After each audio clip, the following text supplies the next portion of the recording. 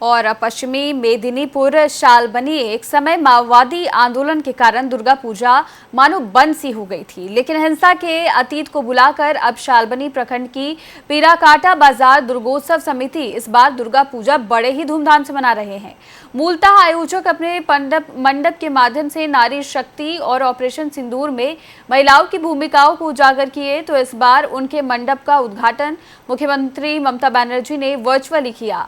पूजा समिति के आयोजकों का कहना है कि कश्मीर के पहलगांव में पर्यटकों पर हुए हमले के बाद अब सेना ने बदला लिया है, जिस पर पूरे देश को गर्व है। इस ऑपरेशन में सेना की महिला सैनिकों की अहम भूमिका रही, जिसे थीम के माध्यम से उजागर करने की कोशिश की गई है।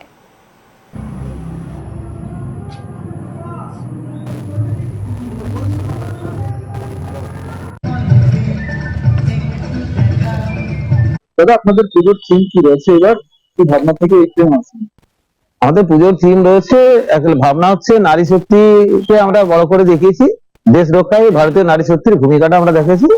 সেই কারণে আমরা এবারে যেটা দেখিয়েছি, মানে মণ্ডপে পুরোটাই দেখানো হয়েছে ভারতীয় সেনার কৃতিত্বটা তুলে ধরা হয়েছে।